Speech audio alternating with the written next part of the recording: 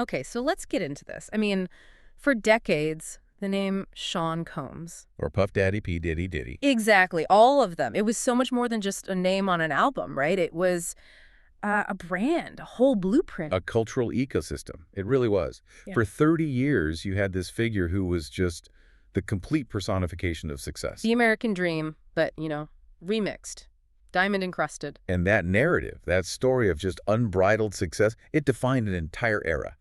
But, as our sources really lay out, every story eventually meets its counterpoint. And every kingdom, no matter how big. Exactly. No matter how financially fortified it seems, it all comes down to the integrity of the foundation. So that's our mission today. We're going to do a deep dive into the source material that chronicles this complete collapse. We're really analyzing that transition from the absolute zenith of American celebrity all the way to the unforgiving glare of a federal courtroom and this landmark conviction in 2025. It's a total cultural reassessment. I mean, it spans decades.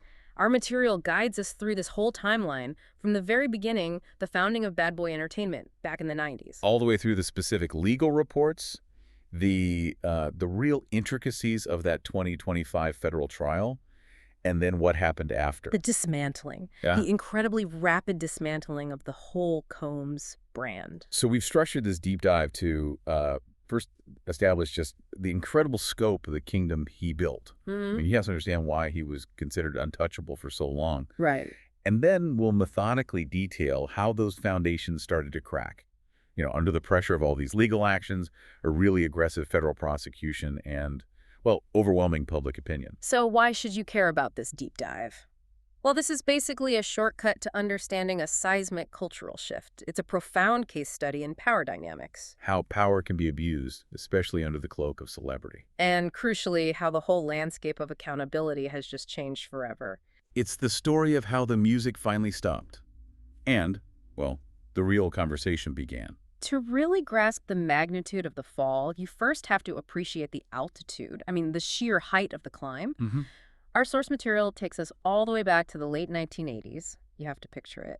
Late night hustle in Harlem, and there's Sean John Combs. Just a charismatic business student at Howard University at the time. Right, but even then, the reports say he was moving with this sense of purpose that just set him apart from everyone else. He was a born disruptor. I mean, he lands an internship at Uptown Records, which at the time was the absolute epicenter of the New Jack Swing sound. And immediately his energy is described as just undeniable. Yeah, he wasn't just doing A&R work, fetching coffee. He was selling an atmosphere. What really set him apart wasn't musical talent in that traditional sense. It was vision.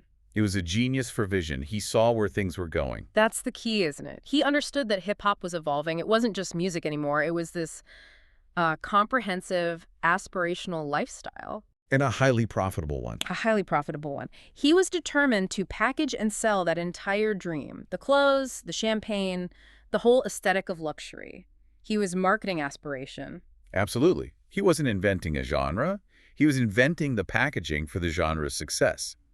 But that path to becoming a mogul, it took a really sharp, dramatic turn almost immediately. The tragedy at City College in 1991. Yeah, the sources detail that pretty extensively. Stampede. I mean, it was just a horrific moment. He promoted this celebrity charity basketball game. Yeah, it was grossly oversold, mismanaged. A crushing stampede happened, and it resulted in 9 deaths. So many injuries. Awful. And that tragedy led directly to a major lawsuit, and crucially for his career, his very swift firing from Uptown Records. It was a massive setback. Public, professional. Yeah. It's the kind of thing that could have just destroyed anyone else's career before it even got off the ground. He was suddenly radioactive in the industry. Nobody wanted to touch him. But the sources, they characterize his reaction not as defeat, but as this radical determination. He took that and turned it into the genesis of his entire empire. In 1993, he founds Bad Boy Entertainment. And calling it just a business maneuver doesn't do it justice. Early reports called it a declaration of war on the status quo. It was so revolutionary in its timing. You have to remember, the hip-hop narrative was really starting to shift to the West Coast. Right. It was all about gangster rap and death row records. Exactly. And Combs founded Bad Boy with the explicit mission of reclaiming New York's dominance. And he did it through sound. a distinct, polished sonic shift. So what exactly was that bad boy sound? Because that sound defined the entire mid-90s. It was this perfect blend of grit and gloss. You had producers like Easy Mo Bee and later D-Dot and the Hitmen, and they're creating these tracks that were just lush. Sample-driven. Very sample-driven. They were using Motown, 80s pop hooks, but they laid them over these hard-hitting, very recognizable New York beats. So the final product was expensive sounding, polished. And commercially undeniable. This was the birth of the shiny suit era, where success was, it was worn on your sleeve, literally. Silver puffers, expensive jewelry. It completely redefined success for the mainstream audience. Right. And it shifted the power right back to the East Coast. And he had the perfect figurehead to lead the charge. The notorious B.I.G. Biggie Smalls. Biggie's debut, Ready to Die, was a monster. A critical and commercial smash that just set the tone for everything that followed. He was the anchor. He brought the lyrical depth, the street credibility. For sure. But Combs immediately surrounded him with this A-list roster. Yeah. You had Faith Evans, 112 total, and he was using his executive power to work with established stars like Mary J. Blige. He wasn't just a label head. He was curating a culture. And what's so fascinating, and what the sources really emphasize, is Combs' unique position in all this. He wasn't content to be the quiet guy behind the glass. Not at all. He was the CEO and the headliner. He was rapping, dancing, hosting the parties, injecting his own persona Puff Daddy into every single track and video. He was selling himself as the ultimate accessory to the music. He weaponized his own celebrity. And that strategy, well, it led to this exponential expansion way beyond the recording studio. The music was the platform. But the real money came from diversification. This is where he really cemented his status as a mogul. So we're talking about the launch of the Sean John clothing line. That successfully brought hip-hop style to mainstream department stores, which had never really been done effectively before. And then you had the massive success of the reality TV show Making the Band. A phenomenon. He turned the business of music into entertainment itself. And then, maybe the most lucrative move of all, that incredibly successful partnership with Ciroc Vodka. So by the time he's successfully diversified, he's changing his name. Puffy, P. Diddy, Diddy.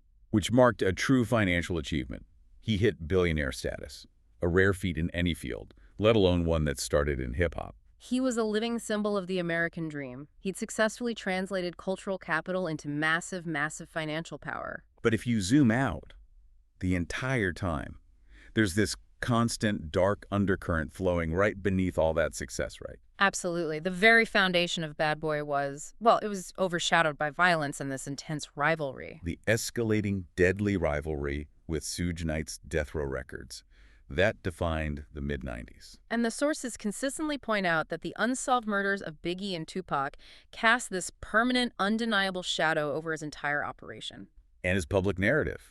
The fact that the killers were never found just allowed that shadow to grow longer and more persistent over the years. And beyond that deadly rivalry, the sources also point to a different, more internal set of warnings. Yeah. This is where we start to see the early cracks in the business operation itself, long before any federal indictment. The business whisters, as they're sometimes called. The sources document these continuous lawsuits from producers, artists, collaborators. Alleging everything from publishing theft to breach of contract. To just being stiffed on payments. And these weren't like isolated incidents. It was a systemic pattern that suggested a volatile perfectionist and, frankly, often ruthless business temper behind the scenes.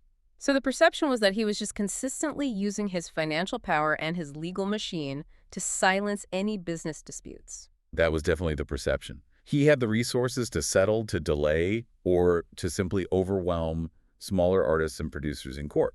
A small producer who says they weren't paid can't withstand years of litigation against a massive corporate machine. Exactly. So these business allegations, they sort of became normalized. It was just seen as the cost of doing business with a ruthless mogul. But the sources also mentioned darker, more private whispers, the ones connected to his inner circle, the private parties. Those were the deeper, far more disturbing rumors. They suggested this culture of control, of excess, exploitation, involving private jets, exclusive parties, and these really strict rules for his assistants and bodyguards. And for decades, those specific allegations were just, ignored by the media. Ignored, dismissed as just part of the celebrity lifestyle, or, like you said earlier, they were just drowned out by the beat. The volume of his success and the latest #1 single just made it easy for people to look away. The public had a strong incentive to overlook the tension. in favor of celebrating the triumph. Yeah. That concept of selective vision, the public choosing to focus on the gloss and ignore the grit, that's what allowed the kingdom to stand for so long. And that period of selective vision, it lasted for decades, effectively unchallenged. It really did. Mhm. But the source material, it clearly identifies the exact moment the dam broke. Yeah. November 2023. This wasn't a business dispute. This was a fundamental challenge to his entire public narrative. And the catalyst was a federal lawsuit filed in Manhattan by the R&B singer Cassie Ventura. Known professionally as Cassie. This was the first major public crack in the facade, and it was devastatingly specific. It was pivotal for so many reasons. I mean, Mhm. first, Cassie was a known figure. She wasn't an anonymous accuser. This was an artist he discovered, signed, and then dated for over a decade. And the power imbalance was just so starkly detailed in the lawsuit. He was an established mogul, 37 years old. And she was just 19 when the relationship allegedly began. So that immediately reframed the whole thing in the public eye. It went from a romantic relationship to something highly transactional and, well, controlling. And the allegations themselves, they were graphic. Yeah. Deeply disturbing. They spanned more than 10 years. We're talking about physical abuse, sexual coercion, and the really shocking accusation of forcing her into encounters with male sex workers. The suit just detailed how he allegedly controlled every aspect of her life. Her career, her money, her movements. It painted this chilling picture of the charming mogul turning into something monstrous behind closed doors. The reaction from the industry was immediate, and it was negative. Overwhelmingly so. This was the first time a major recognized figure had stepped forward with such comprehensive and, documented allegations against him. The pressure was just immense. But then came the twist, the immediate, almost unbelievable twist, The lawsuit was settled the very next day. for an undisclosed sum. So from a legal perspective, what did that immediate settlement signal? Well, it signaled two very contradictory things at the same time. On one hand, it strongly suggested the allegations were severe enough that his legal team felt it was absolutely imperative to prevent them from going into discovery. Meaning they didn't want the evidence, the witnesses, the financial records, none of it exposed to the public record. Exactly. It looked like a very clear attempt to instantly silence the problem with a massive pile of cash. So less like justice being served and more like a massive bullet being dodged. That's how it looked. It suggested the Combs machine could still neutralize any threat with its financial power, but the unintended consequence was far, far more significant. The intended silence, it failed. It failed spectacularly. The settlement, instead of burying the issue, it acted like this loud public confirmation that the allegations held significant weight, and it invited a chorus of other claims. The floodgates just opened. I mean, the sources detail that in the months that followed, 3 more lawsuits were filed. And some of them featured allegations that went all the way back to the very beginning of his career in the early 1990s. The claims were diverse, but they were consistent in their theme, right? Exploitation and abuse, all tied to his rising status and power. Right. One civil suit alleged his sexual assault at what was described as a 1990 rape party. Another accused Combs and the singer Aaron Hall of a separate attack around 90 or 91. These claims stretched this alleged pattern of misconduct across 3 full decades. So this is the critical shift in the narrative. It moves, and it moves irrevocably, from isolated rumors to an alleged, verifiable, long-standing pattern of conduct. It's no longer a question of a few volatile incidents. It's now about a systemic environment of abuse tied directly to his power structure. And that shift from civil suits that could maybe be bought off to a clear pattern, that's what attracted the attention of an entity that you cannot silence with money. The federal government. The decisive moment comes less than a year later, September 24, 2024. This was the day the kingdom was federally breached. Coordinated raids by federal agents on his homes in Los Angeles and Miami. The optics were just stunning. You had agents from Homeland Security Investigations, HSI, executing search warrants at his primary residences. And when you hear HSI, Homeland Security Investigations, you need to understand the severity of that. This isn't your local police department. No. This is a powerful federal body that's often associated with really complex international crimes, including human trafficking. So the symbolism of federal agents swarming the estates of this global icon, It was broadcast everywhere, the king's castles breached. And this wasn't just a fishing expedition. The culmination of this HSI investigation was a full-blown indictment from the Southern District of New York. The SDNY, one of the most powerful and, frankly, feared federal prosecution offices in the entire country. And the central charge was a racketeering conspiracy. A racketeering conspiracy. R-I-C-O. I mean, that is devastating. It's devastating. It means prosecutors weren't just charging him for individual acts. They were accusing him of running a sophisticated, long-term criminal enterprise. And specifically, they alleged this enterprise was set up to facilitate sex trafficking and commercial sex acts for years. Using his label, his entourage, his whole financial structure as the vehicle for the crime. The sheer contrast must have been so jarring for the public. This is a man who commanded stadiums and magazine covers, and now he's facing potential decades in prison. Charged by the very same government he had often held up as the pinnacle of American opportunity. The visual of the resulting mugshot, I mean, it's the great equalizer, isn't it? It was everywhere. It just signified a total collapse of that carefully curated public identity. And the conflict had moved entirely out of the realm of celebrity gossip and civil court into the uncompromising high-stakes world of federal criminal justice. The anticipation for the trial was just palpable. The whole spectacle culminates in Lower Manhattan, early 2025. This is United States v. Sean Combs, and it's instantly billed as the trial of the decade. It really was. So what did the prosecution bring? What was in their arsenal to prove this incredibly complex racketeering case? The SDNY came prepared. They had a meticulous, high-resource arsenal. They presented detailed financial records that showed these irregular payments to certain individuals, payments that were consistent with compensating for sex work. Okay. They used travel manifests to show patterns of movement across state lines, which is a critical element for federal jurisdiction. And then the testimony. And most powerfully, yes, they brought the testimony of multiple accusers. They were attempting to weave all of their individual stories into this single, cohesive tapestry that would prove a coordinated criminal enterprise. But proving racketeering, that's notoriously difficult, right? Even for the SDNY. It is exceptionally difficult. And this is where the legal nuance is so crucial for you to understand. For a racketeering conviction related to sex trafficking, the government has to prove more than just that commercial sex acts happen. They have to prove they were facilitated through force, or fraud, or coercion. Exactly. And the burden of proof in a criminal trial is beyond a reasonable doubt, the highest standard in law. So the prosecution had to prove that this enterprise, led by Combs, systematically used his power and his control to force or coerce women into these acts. So if the women were adults, and if the defense could argue they were willing participants, maybe motivated by access or money or celebrity, then the prosecution faces a huge hurdle. Even if the circumstances were morally repugnant, proving coercion beyond a reasonable doubt is incredibly hard. And that's exactly what his defense team, who had access to immense resources, argued. Precisely. Their counter-argument was essentially a cultural one. They said this wasn't trafficking.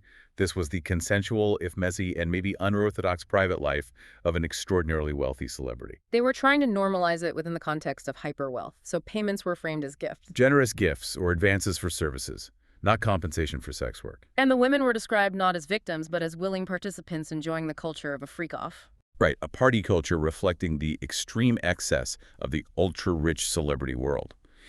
And the defense just aggressively attacked the credibility of every single accuser. They pointed to the fact that many of them had accepted large civil settlements, suggesting their motivation was financial. They challenged fuzzy dates, fuzzy recollections of events that happened decades ago. They were just trying to sow that one critical seed of reasonable doubt to dismantle the whole racketeering charge. But the prosecution, they had a fallback strategy. They used this specific and surprisingly ancient legal tool, the Mann Act.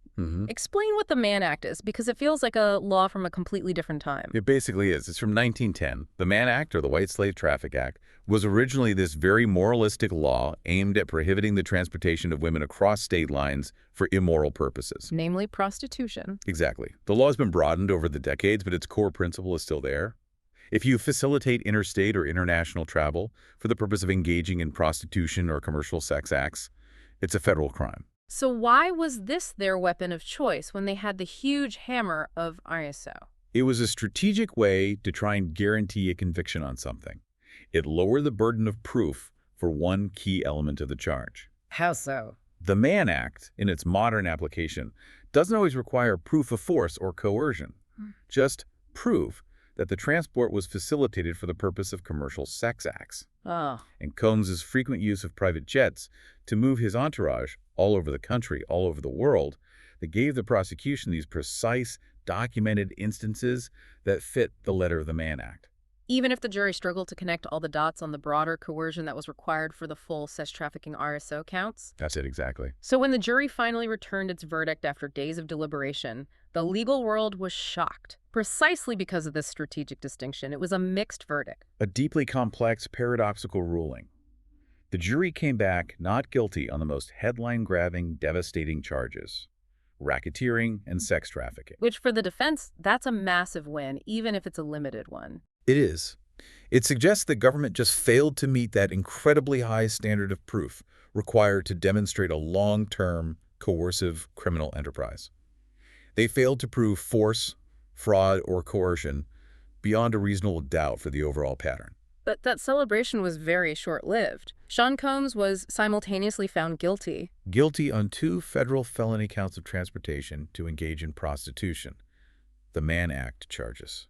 This is that legal paradox in action. A global icon is now confirmed by a federal jury to have committed serious felonies. He used his wealth and resources to facilitate travel for commercial sex acts.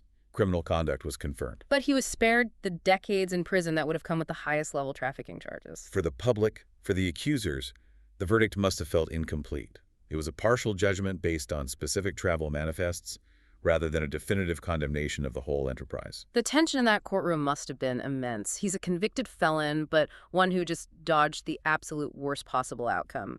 Absolutely. And then came the final judicial pronouncement. October 7, 2025. Judge Aaron Subramanian delivers the sentence. And the penalty was 50 months in federal prison. Just over 4 years, plus a significant fine and supervised release when he gets out. 4 years in federal prison is substantial, especially for a man of his age and status, but it is dramatically less than the life sentence he was facing under IACO. It's night and day. The sentence reflects the conviction on the Mann Act counts, not the enterprise charges. But I would argue the judge's statement during sentencing was almost as consequential as the conviction itself. Why is that? Because it cut right through that celebrity facade. It's the quote that was everywhere in the media. The judge said, and I'm quoting here, "Mr. Combs, you stand before this court not as a celebrity, but as a citizen. The law does not distinguish between the famous and the obscure. You used your wealth and influence to facilitate criminal activity. That cannot stand." And that statement is foundational. It sets a precedent for future cases involving ultra-wealthy individuals. It directly addresses that perception of celebrity impunity. It asserts definitively that immense financial power and fame are not a shield. Not in the eyes of the law. So Combs is now inmate, #XXXX. He's serving his sentence, he's appealing his conviction, and all those dozens of civil suits. Which were paused during the criminal trial? Right, they were stayed. They're now being reactivated. And they're expected to result in massive financial judgments against whatever assets he has left. So, if the courtroom delivered this kind of nuanced, mixed legal reckoning, the cultural reckoning that immediately followed was anything but nuanced. Oh, not at all. It was total. Yeah. The sources all emphasize the impact of the Netflix documentary that was released just weeks after sentencing, Sean Combs, The Reckoning. The timing, the production, the content. Okay. The sources describe it as having a thermonuclear effect. It did. And the series was executive produced by his longtime rival, the rapper 50 Cent. Which just added this whole other layer of narrative intensity and public interest that amplified its reach. It was the synthesis the public had been waiting for.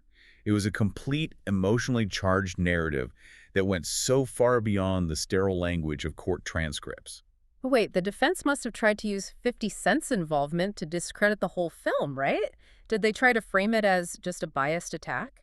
They certainly made that argument in the court of public opinion, but it just failed to stick. Why? Because the documentary's power came from its use of verifiable new testimony and crucially specific internal documents and footage that no one had ever seen before. It didn't rely on 50 Cent's rivalry. It used it as a powerful hook to get a global audience. But the evidence was from former bodyguards, assistants, artists. People from inside the circle, yes. So What specifically did the documentary detail that hadn't really been explored in the trial? It provided this detailed, cohesive testimony that described a systemic culture of fear, secrecy, and control.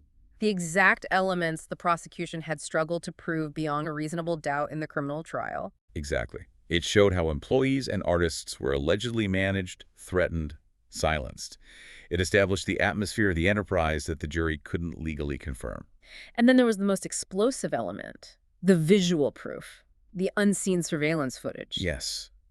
The specific footage, it was grainy, it was silent, and it captured a moment in September 2024, just days before his arrest. And it shows a visibly frantic, agitated Combs interacting with his lawyer in a hotel room. The audio was absent, but the visual was absolutely devastating. It was the image of absolute power just crumbling into abject panic. But why was that silent footage so impactful? The trial had weeks of emotional testimony. Because a trial relies on testimony. It requires a jury to make a logical leap, connecting the dots to specific legal standards like coercion.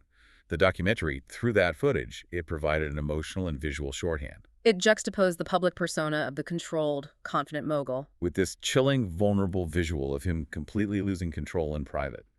For the everyday viewer, it connected the dots immediately, emotionally. And the film shot to #1 globally on Netflix. At that point, the public question shifted. It wasn't, is he legally guilty of RICO anymore? It was, how did we as a culture tolerate and ignore these behaviors for so long? And the cultural whiplash was instantaneous. The market reacted with extreme prejudice. The speed and the totality of the dismantling of his empire, it was unprecedented, even by the standards set by previous celebrity scandals. Radio stations didn't just quietly reduce his airtime. No, major national radio networks, platforms, they issued statements confirming they were pulling all of his music from rotation. Which is a commercial death sentence for an artist. And which business partnerships specifically just evaporated overnight. You saw massive corporate partners, especially in the beverage and lifestyle industries that relied on his image. They immediately distanced themselves. Major retailers terminated contracts with the Sean John brand. And the fallout was institutional, too. The sources note the University of Houston officially stripped his name from a scholarship program. A very significant, very public erasure of his philanthropic history. And what happened to the Sean John brand itself? The brand, which had been the physical manifestation of his early ambition, it was immediately sold off in a distressed fire sale. The value, which had been in the hundreds of millions, just plummeted. Reflecting the total collapse of the goodwill attached to the name Diddy. It became an asset liability overnight. So what the sources really highlight here is critical. The empire was ultimately dismantled not by the prosecutors, who failed on the biggest charges, but by the market and by public shaming. That's the most profound insight of this whole deep dive. The legal system, because of its really stringent requirements for proving criminal intent and coercion, it delivered a partial victory to the defense. But the market, driven by social media, by streaming, by the demands of the modern consumer, it delivered a total verdict of guilty. Once that public myth was shattered by the documentation in the civil suits and the chilling narrative of the documentary, the commercial viability of the entire Diddy ecosystem just ceased to exist. Money, which had for so long been his greatest shield, was now his greatest liability. It was funding the very system that dismantled him. So now, with Sean Combs serving his 50-month sentence, facing these massive civil judgments, we have to address the ultimate question. What is the enduring legacy of the man who defined an entire era of music and culture? His legacy, I think, will forever be defined by this searing, unavoidable duality. You just can't erase 3 decades of cultural impact. No. On one side, he remains the undeniable, transformative architect of hip-hop's cultural and commercial peak. He was the hitmaker, the brand builder, the mogul who shattered barriers. He showed a generation of young Black entrepreneurs from Harlem what was possible, that creative and commercial history is just. It's woven into the fabric of music history. But that history is now permanently stained. The other side of the scale is weighted down by the reality of his conviction. He is a convicted felon, legally guilty of facilitating criminal activity. And he's the central figure in decades of graphic abuse allegations from multiple women. So he becomes this definitive, modern, cautionary tale about the corrosive and corrupting nature of absolute power, especially when it's exercised without restraint or accountability. And this forces us, the consumers of culture, to confront that profound philosophical question that always follows a collapse like this. Can we and should we separate the art from the artist? It's not an abstract question either because his music isn't niche or obscure. It's the soundtrack to millions of lives. It's weddings, parties, personal triumphs. Does a federal conviction and these horrific allegations, does that erase all that shared meaning? Or does every celebratory track now, like Money Mo Problems or I'll Be Missing You? Does it permanently carry this disturbing hue of his criminal conduct? Does it change the emotional resonance of the music itself? I think the sources strongly suggest that for many, many people, that separation is no longer possible. The context of the creation permanently colors the enjoyment of the product. And this case has to be placed into that broader cultural lineage. It does. If we connect this to the bigger picture, where does the Combs case sit, say, relative to the downfalls of other powerful men like Harvey Weinstein or Bill Cosby? I think it represents a critical inflection point. Mm. It synthesizes the trends that we saw in those earlier cases. Those were figures of tremendous power who, for years, operated with what felt like total impunity. Sheltered by their celebrity and their wealth. And the Combs case shows the final, forceful collision between that old model of celebrity power and the modern engines of accountability. And those modern engines are multifaceted. They're not just legal. Not at all. We're talking about the hashtag #MeToo movement, which empowered and protected accusers far more than was possible in the 1990s. We're talking about aggressive federal prosecutors like the SDNY, who are willing to pursue these complex crimes against powerful targets. And critically, we're talking about the democratizing, unfiltered power of streaming media and social platforms. Which distribute devastating information, like a documentary, globally, instantaneously, and without the filter of traditional gatekeepers. So his story is less about a random fall and more about the system finally catching up to a pattern of behavior that had been protected by fame for far too long. That's the precise conclusion of this deep dive. Sean Combs was the king who built an empire on vision, on hustle, on the aspirational spirit of hip-hop, only to lose it all. Not to a rival mogul or a market failure. No. But to the ultimate, inescapable consequences of his own alleged actions, finally laid bare by this convergence of legal and cultural pressure. His story is a modern American tragedy. It reminds us that every glittering billion-dollar empire is ultimately built on the character of its emperor. And when that character fails, the entire structure collapses. So we have journeyed from the dazzling height of Bad Boy Records in 1993, tracing decades of wealth and growing shadows, all the way to that stunning 50-month federal sentence delivered in 2025. It really is the definitive story of absolute power meeting its ultimate, non-negotiable consequences. And we want to leave you with this final, provocative thought for reflection. The fact that Sean Combs was able to operate with this level of alleged impunity for 30 years, with only the constant whisper of rumors, well, it raises a deeply uncomfortable question about the nature of celebrity worship itself. For decades, the entire ecosystem, the media, the business partners, and, yes, even the public, we all contributed to a culture of selective vision. Choosing to celebrate the highly profitable product. And studiously ignore the production costs. And sometimes the moral rot at the core. The highest pedestals always have the farthest to fall. But they also offer the most convenient blind spots. So consider the moral weight we assign to our cultural figures and whether we allow their talent, their success, to blind us to the stories that the shadows cast. Sometimes the shadow tells the truest story of all.